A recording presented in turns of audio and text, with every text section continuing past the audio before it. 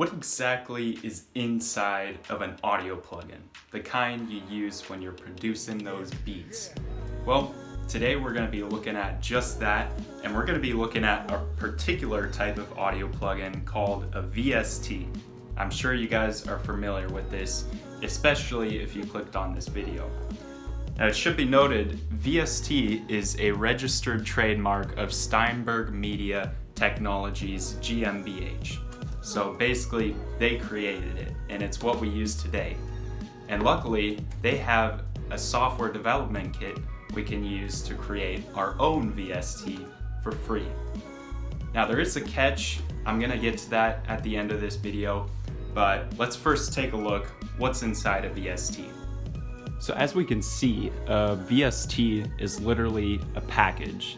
Some of these plugins are actually sold physically, some of them are sold just online.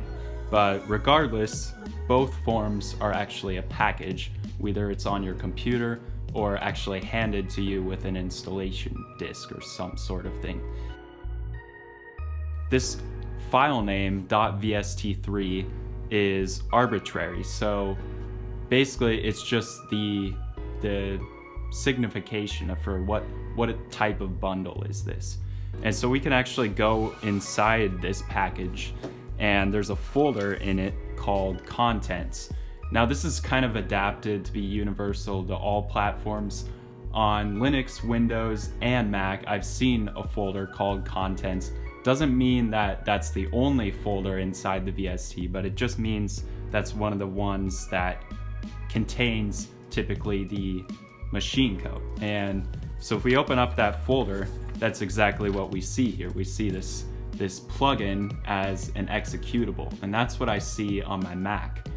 Now this executable file contains all of the machine code needed to run our plugin.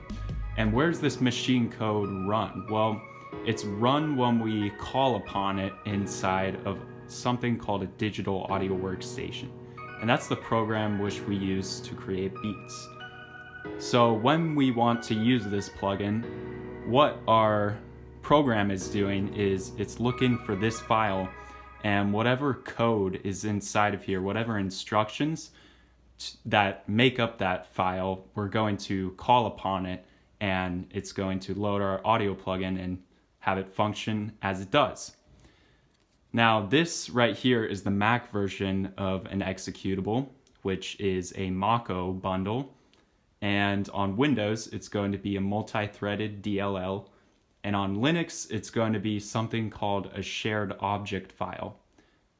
But basically, they're kind of all a little bit similar. So enough talk. I wanted to tell you guys, there is a license that comes with this SDK we're going to be using to create our own VST.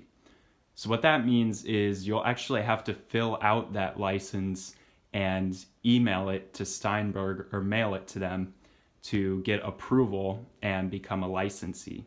And once you gain that license, you'll be able to publish the plugin and also redistribute your code. Now you can release your code as open source under the GPL v3 license as stated in the Steinberg licensing guidelines.